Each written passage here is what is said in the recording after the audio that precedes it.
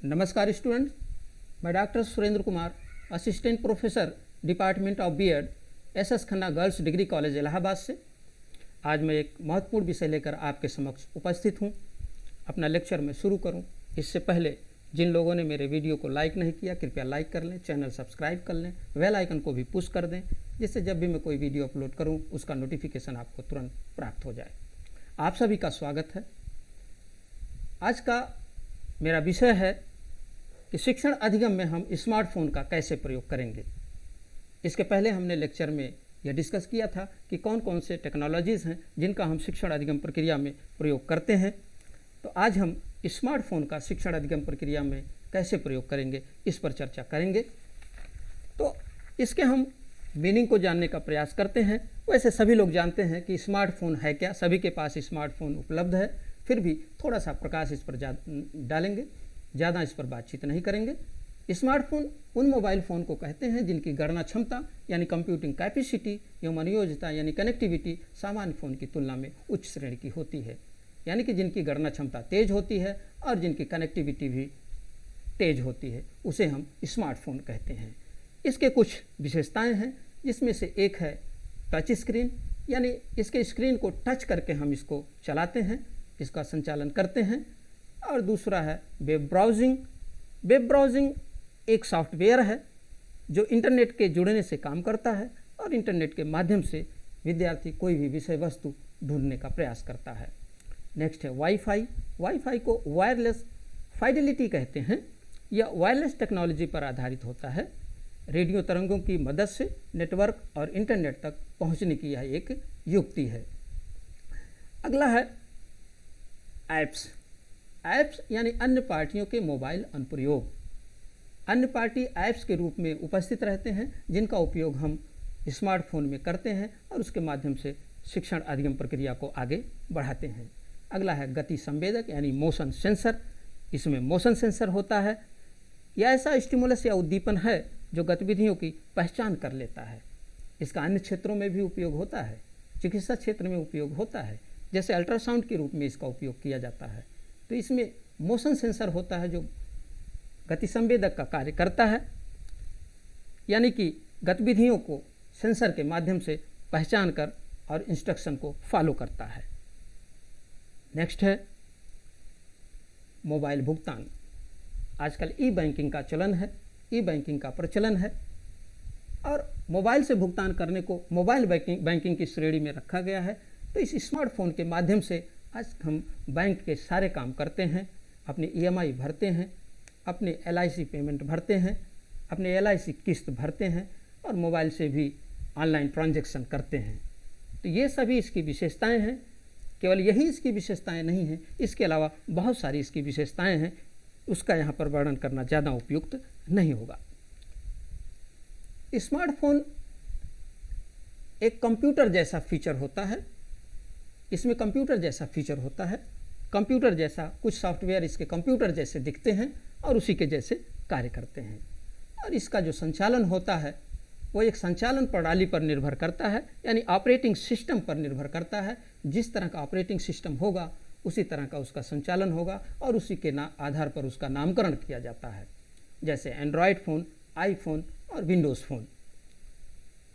एक है संचालन प्रणाली एंड्रॉयड, जो गूगल द्वारा विकसित किया गया है, जिसका लोगो कुछ इस तरह से दिखता है।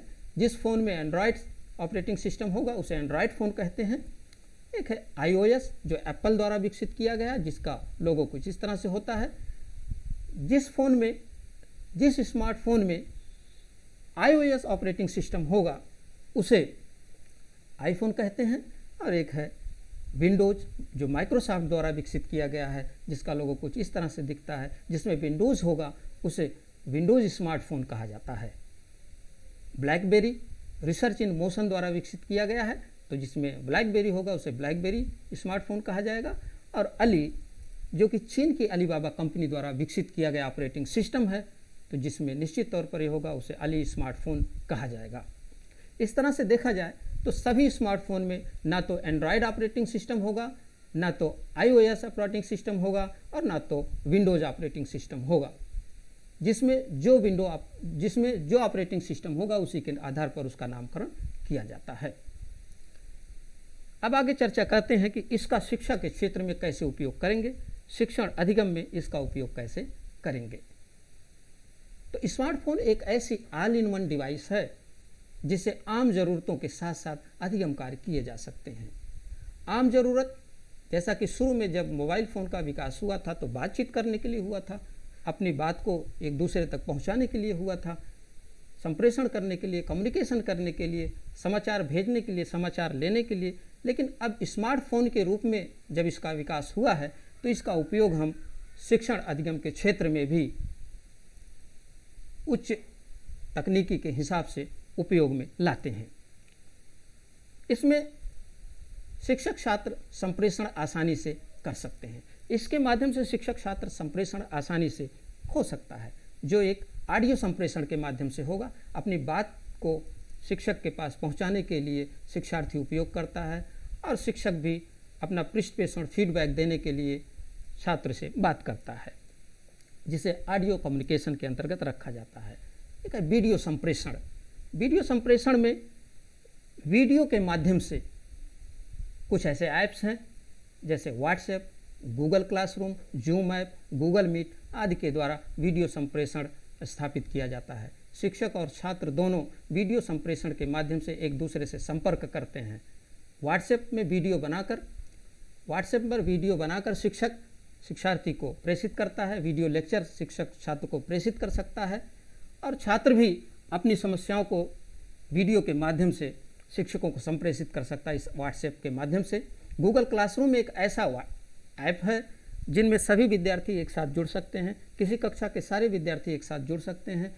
इसमें शिक्षक के द्वारा स्टडी मटेरियल अपलोड किया जाएगा, शिक्षक के द्वारा निर्देश दिया जाएगा, चाहे व्यक्तिगत रूप में हो चाहे सामूहिक रूप से पूरे क्लास को निर्देश देना हो। शिक्षक के द्वारा कोई होमवर्क दिया जाता है, टास्क दिया जाता है, शिक्षक के द्वारा असाइनमेंट दिया जाता है, शिक्षक के द्वारा प्रोजेक्ट कार्य स्टूडेंट्स को दिया जाता है और शिक्षक इसी गूगल क्लासरूम ऐप के थ्रू ही उनके असाइनमेंट को चेक करता है, उनको पृष्ठपोषण देता, उनको फीडबैक देता है और स्टूडेंट भी इस गूगल क्लासरूम ऐप के माध्यम से संप्रेषण स्थापित करते हैं।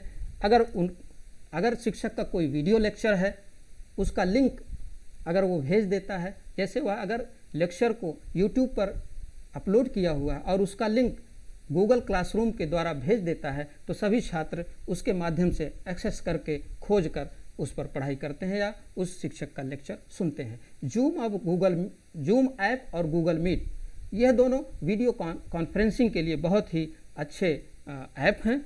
इनके माध्यम से आजकल वेबिनार का आयोजन किया जा रहा है। उस वेबिनार में सभी जुड़ सकते हैं, उसमें एक्सपर्ट के लेक्चर्स को जुड़कर सुन सकते हैं। तो ये टू वे कम्युनिकेशन होता है, सुनने वाला भी कम्युनिकेट करेगा और बोलने वाला तो कम्युनिकेट करता ही है।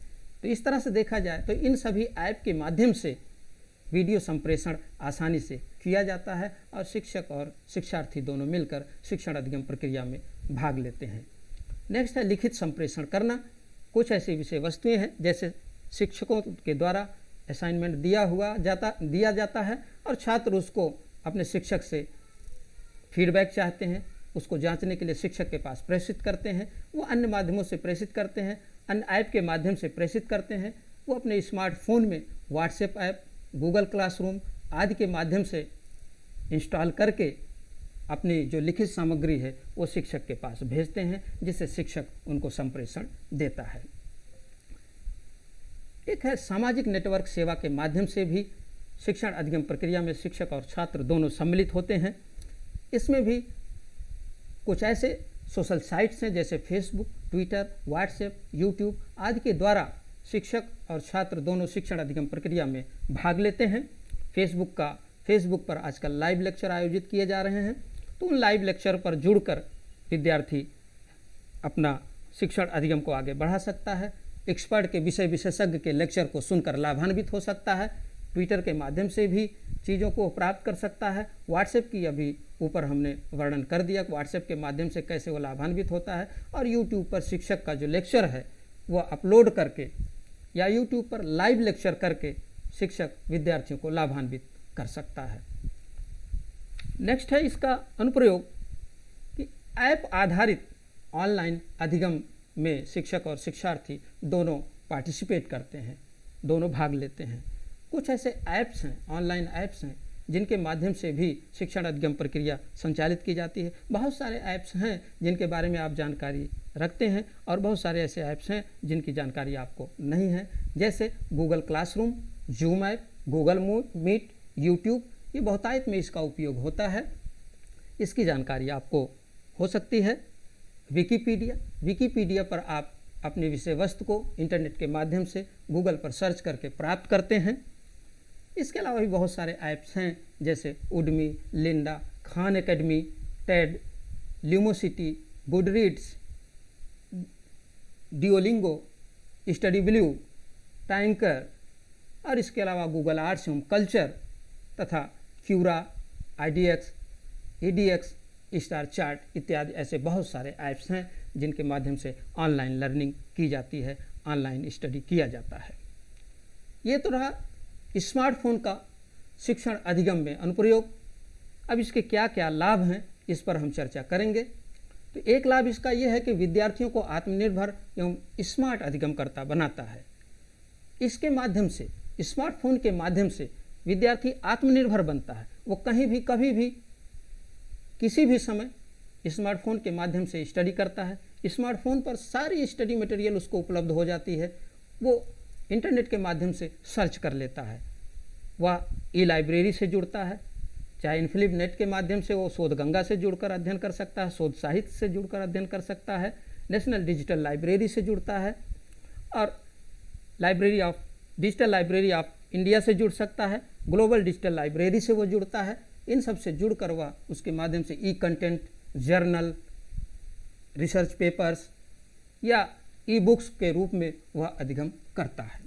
इन सब चीज़ों को डाउनलोड करके वह अधिगम करता है। तो जब विद्यार्थी चारों तरफ से इन सब चीज़ों को इकट्ठा करता है, पढ़ता है अपने स्मार्टफोन के माध्यम से, तो निश्चित तौर पर वह एक स्मार्ट अधिगमकर्ता बनता है। नेक्स्ट है, कहीं भी और किसी भी समय सीखने की सुविधा प्रदान करता है। स्मार्टफोन हमको कहीं भी, किसी भी समय सीखने की सुविधा इस प्रकार प्रदान करता है कि हम कहीं यात्रा कर रहे हैं, बस में, ट्रेन में, प्लेन में कहीं जा रहे हैं, हमको खाली समय का उपयोग करना है, तो उस समय हम अपने स्मार्टफोन में इंटरनेट पे गूगल के माध्यम से सर्च करके विषय वस्तु को, लेक्चर को, यूट्यूब के माध्यम से लेक्चर को अपलोड करके उसे हम देखते हैं और अध्ययन करते हैं। तो इस तरह से देखा जाए तो कहीं भी और किसी भी समय हमें अध्ययन करने की सुविधा प्रदान करता है। नेक्स्ट है, दत्त कार्य या प्रोजेक्ट कार्य करने में सहायता प्रदान करता है। कोई असाइनमेंट करना है, प्रोजेक्ट कार्य करना है, चाहे किसी भी विषय का हो, इकोनॉमिक्स का हो, कॉमर्स का हो, खासतौर से इकोनॉमिक्स और कॉमर्स में लेटेस्ट हमें आंकड़ों की ज़रूरत होती है। तो उन आंकड़ों के लिए हमें डेटा इंटरनेट के माध्यम से मिल जाता है। तो स्मार्टफोन में हम सर्च करके उस डेटा को अपने प्रोजेक्ट कार्य या असाइनमेंट में उपयोग कर सकते हैं।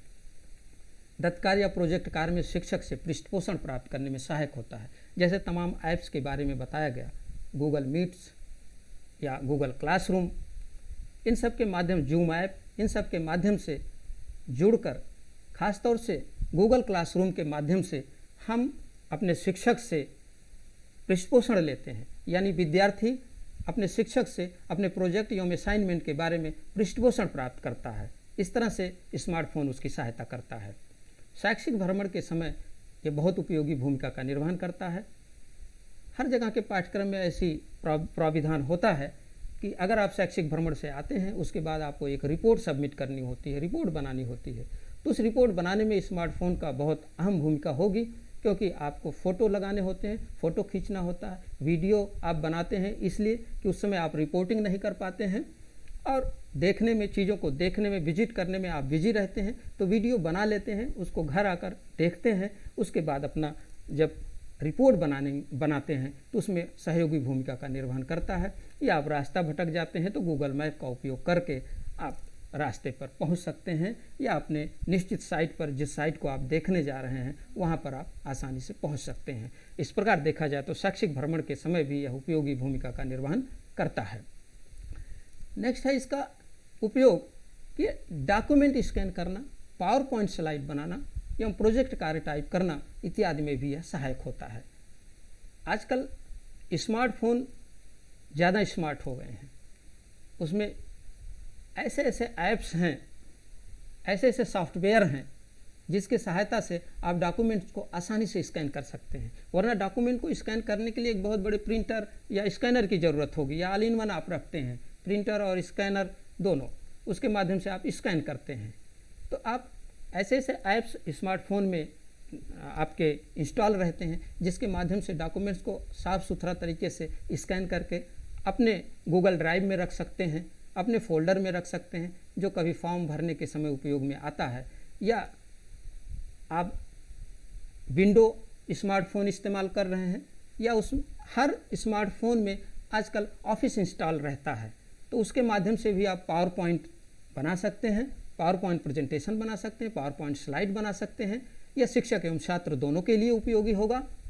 या आपको प्रोजेक्ट कार्य टाइप करना है, आप कॉलेज में बैठे हुए हैं, आपका समय पास खाली समय है, तो आपके पास कंप्यूटर नहीं है, कंप्यूटर घर में है या कंप्यूटर है ही नहीं, तो भी मोबाइल की सहायता से आप धीरे धीरे उसको टाइप कर सकते हैं। टाइप करके आप अपने फोल्डर में उसको सेव कर सकते हैं। और आजकल तो हर स्मार्टफोन में पेन ड्राइव लग जा रहा है, तो पेन ड्राइव में उसको ट्रांसफ़र करके या अपने ईमेल पर ट्रांसफ़र करके आप कहीं से भी उसको प्रिंट कर सकते हैं। तो इस तरह से देखा जाए स्मार्टफोन डॉक्यूमेंट्स स्कैन करने, पीपीटी बनाने और प्रोजेक्ट कार्य को टाइप करने में भी बहुत ही इम्पोर्टेंट रोल अदा करता है।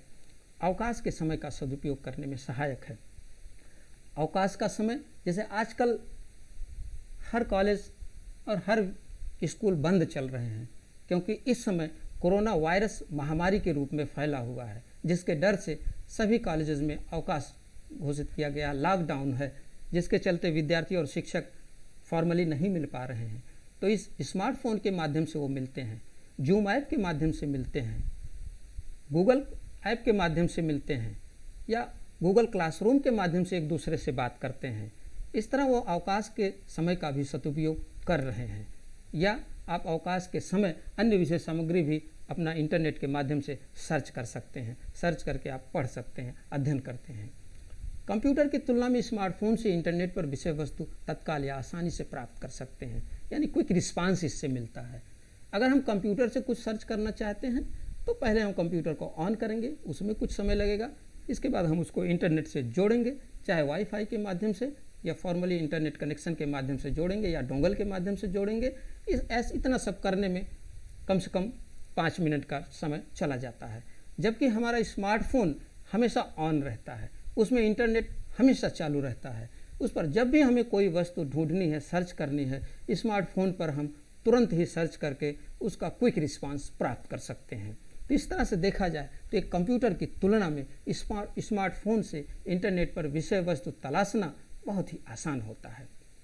शिक्षकों एवं विषय विशेषज्ञों के व्याख्यान सुनने एवं देखने का अवसर मिलता है। जैसा कि अभी कहा गया कि Google Zoom app, Google Meet या यूट्यूब के माध्यम से अपने शिक्षकों एवं विषय विशेषज्ञों का व्याख्यान सुनने का अवसर मिलता है।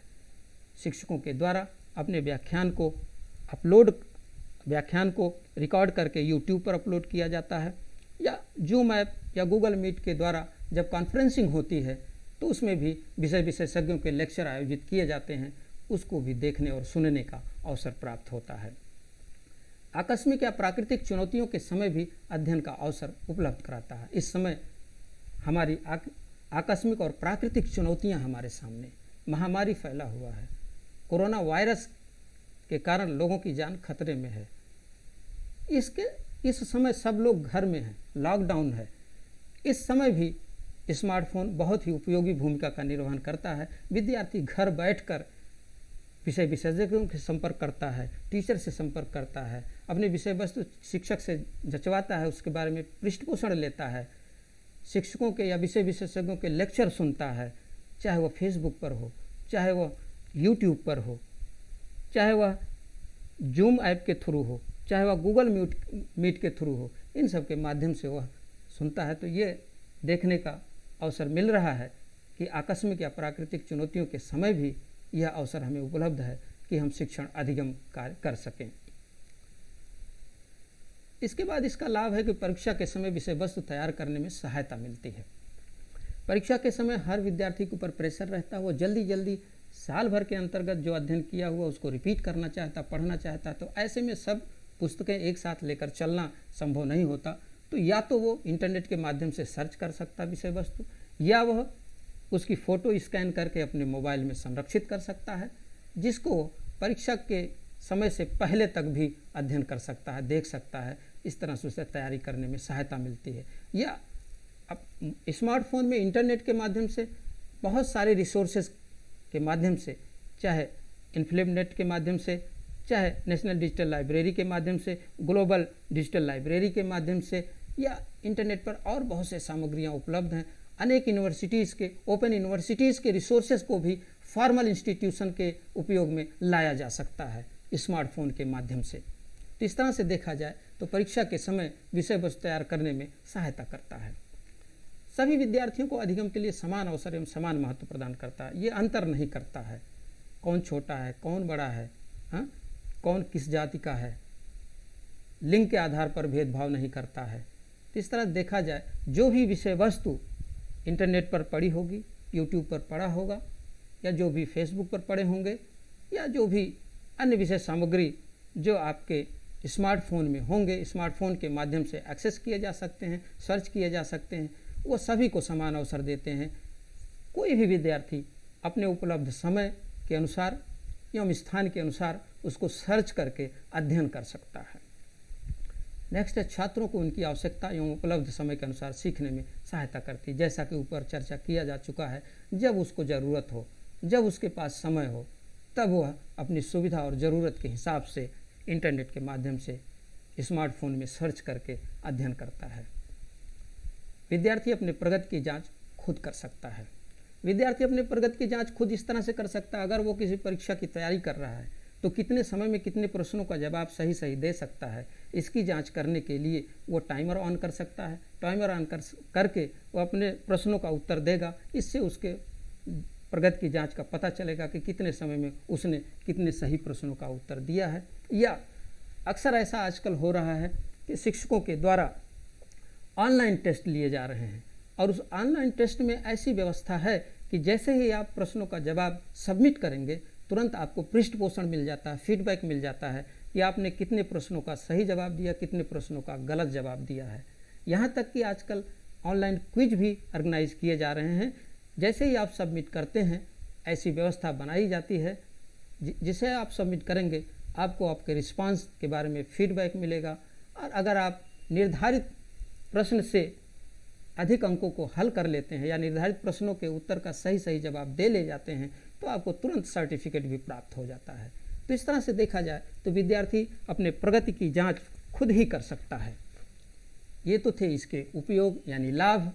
अब इसकी कौन कौन सी सीमाएं हैं, कौन कौन सी बाधाएं हैं, इस पर चर्चा करते हैं। सबसे पहले तो ये खर्चीला संसाधन है, ये सबके बस में नहीं है। ये अमीर गरीब के बीच में यहाँ अंतर हो जाता है। अगर अमीर हैं, आप संसाधन युक्त हैं, आपके पास अच्छे क्वालिटी के स्मार्टफोन हैं, तो आप अध्ययन आसानी से कर सकते हैं। वहीं एक गरीब बच्चा है, एकदम ग्रामीण इलाके का है, जहाँ पर नेटवर्क भी सही से नहीं है, तो एक तो उसके पास संसाधन नहीं, अगर किसी तरह से संसाधन जुटाएगा तो नेटवर्क के अभाव में भी वह अध्ययन नहीं कर पाएगा। तो इस तरह से देखा जाए तो यह भी एक उसकी बाधा है। स्वास्थ्य पर प्रतिकूल असर पड़ता है इसका देखने से। आपके आँख पर प्रतिकूल असर पड़ता है, आपकी आँख की रोशनी कम हो जाती है, और कुछ लोगों को स्पॉन्डिलाइटिस की समस्या हो जाती है, गर्दन में स्पॉन्डिलाइटिस की समस्या हो जाती है, जिससे उनको दिक्कत का सामना करना पड़ता है। नेक्स्ट है, इंटरनेट से प्राप्त सभी सामग्री का प्रमाणिक न होने से कभी कभी अधिगम भ्रामक हो जाता है। जी हाँ, इंटरनेट पर जो भी सामग्रियाँ पड़ी होती हैं, अपलोड होती हैं, कोई ज़रूरी नहीं कि वो ऑथेंटिक हों, प्रमाणिक हों, जिसके कारण कभी कभी भ्रामक स्थितियाँ उत्पन्न हो जाती है और स्टूडेंट्स में एक असंजमन की स्थिति हो जाती है, हेजिटेशन की स्थिति हो जाती है कि विषय वस्तु किताबों में कुछ तरह लिखा है, इंटरनेट पे कुछ तरीके से दिया गया है। तो इस तरह से देखा जाए तो इंटरनेट पे जो सामग्रियाँ पड़ी होती हैं वो प्रमाणिक और ऑथेंटिक कभी कभी नहीं होती हैं। नेक्स्ट है, सभी स्थान पर समान व पर्याप्त नेटवर्क नहीं होना। ऊपर चर्चा किया गया कि ग्रामीण इलाकों में कभी कभी नेटवर्क सही नहीं रहता है, तो समान नेटवर्क ना रहने से भी कभी कभी चीज़ों को एक्सेस करने में असुविधा होती है। अधिगमकर्ता में आलस्यपन आने की संभावना रहती है। इंटरनेट पर आधारित हो जाने से, स्मार्टफोन पर डिपेंड हो जाने से पुस्तकों का अवलोकन नहीं करते, शिक्षक पुस्तकों पर ज़्यादा ध्यान नहीं देते। उनको लगता है कि सब कुछ तो हमारे मोबाइल में है, कभी भी हम अध्ययन कर लेंगे। या अगर शिक्षक के द्वारा कोई वीडियो अपलोड किया गया, कोई लेक्चर अपलोड किया गया है, तो उसको इसलिए नहीं देखने का प्रयास करते हैं कि ये तो हमारे स्मार्टफोन में कभी भी उपलब्ध है, कभी भी हम इसको सर्च करके देख सकते हैं। तो ऐसे देखने से ऐसा लगता है कि उनमें आलसपन आने की संभावना बढ़ सकती है। नेक्स्ट है, छात्रों का आत्मविश्वास कम हो सकता है। किताबों से पढ़ते हैं छात्र, पुस्तकों से पढ़ते हैं, तो पुस्तकों से पढ़ने पर उनकी जो वोकेबलरी होती है वो ज़्यादा स्ट्रांग होती है, उनकी विषय वस्तु ज़्यादा होती है, उनके माइंड में विषय वस्तु ज़्यादा होता है। बहुत सारे ऐसे शब्द हैं जिनकी मीनिंग उनके माइंड में समा जाता है। लेकिन अगर वो स्मार्टफोन पर डिपेंड हो जाते हैं तो बहुत से शब्द ऐसे हैं जिनकी मीनिंग वो नहीं रिकॉल कर पाते हैं, क्योंकि उन्हें लगता है कि स्मार्टफोन में जल्दी से मिल जाएगा। और जब भी वो मीनिंग या वो विषय वस्तु या वह शब्द उनके सामने पड़ता है, उसकी मीनिंग वो सर्च करने का प्रयास करने लगते हैं इंटरनेट की डिक्शनरी के माध्यम से, स्मार्टफोन का प्रयोग करके।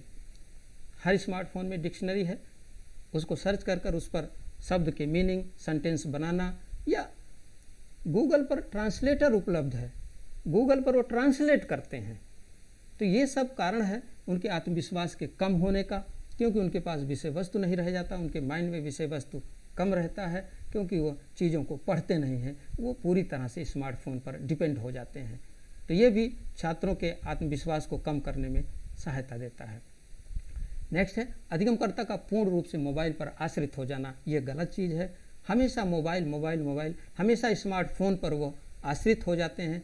हर चीज़ के लिए, हर विषय वस्तु के लिए स्मार्टफोन पर डिपेंड होना भी उपयुक्त नहीं है। स्मार्टफोन विषम परिस्थितियों में आप उपयोग कर सकते हैं या अवकाश के समय का सदुपयोग कर सकते हैं। ऐसा नहीं है कि कॉलेज खुला हुआ है तब भी आप स्मार्टफोन का ही उपयोग ज़्यादा कर रहे हैं, तो इससे भी निगेटिविटी उत्पन्न होती है। समय एवं संसाधन के दुरुपयोग होने की प्रबल संभावना होती है। अगर किसी लेक्चर को आप अपने YouTube में नोटिफिकेशन प्राप्त करते हैं या फेसबुक पर कोई लाइव लेक्चर आ रहा है, तो आप जब उसको देखने के लिए जैसे ही स्मार्टफोन उठाते हैं तो देखते हैं आपके स्मार्टफोन में सोशल मीडिया पर तमाम मैसेजेज पड़े हुए हैं, आपके फेसबुक पर तमाम मैसेज आया हुआ है, आपके व्हाट्सएप पर तमाम मैसेज आए हुए हैं, या यूट्यूब पर बहुत सारे ऐसे और नोटिफिकेशन आए हुए हैं जिनको आप देखने लगते हैं और सोचते हैं कि इसको देख लेने के बाद हम अध्ययन करेंगे। तो फिर आप उसमें फंसते चले जाते हैं और ज़्यादा समय आपका नष्ट हो जाता है। तो इस समय अगर इस तरह से अगर देखा जाए कि समय एवं संसाधन के दुरुपयोग होने की प्रबल संभावना रहती है। नेक्स्ट है, पुस्तकों के प्रति अरुचि हो जाना, क्योंकि स्मार्टफोन पुस्तकों का स्थान नहीं ले सकता। यद्यपि स्मार्टफोन में पुस्तकों को, ई पुस्तकों को आप डाउनलोड करके पढ़ सकते हैं, लेकिन बहुत सारे ऐसे पुस्तक हैं जो अच्छी पुस्तक हैं और जो ऑनलाइन उपलब्ध नहीं है। तो जो ऑनलाइन उपलब्ध नहीं है और अच्छी पुस्तकें नहीं हैं, उनका लाभ आप नहीं ले पाते हैं।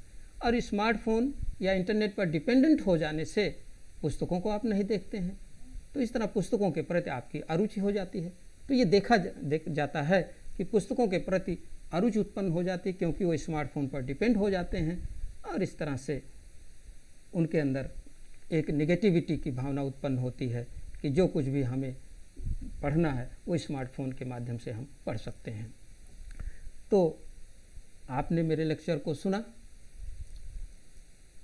क्या कमी रह गई या आपको यह लेक्चर अच्छा लगा, इसकी सूचना या इसका पृष्ठपोषण हमें कमेंट बॉक्स के माध्यम से अवश्य दें, जिससे अगला लेक्चर हम और अच्छी तरीके से आपके समक्ष प्रस्तुत कर सकें। आप लोगों ने मेरे लेक्चर को ध्यान से सुना, इसके लिए आपको बहुत बहुत धन्यवाद।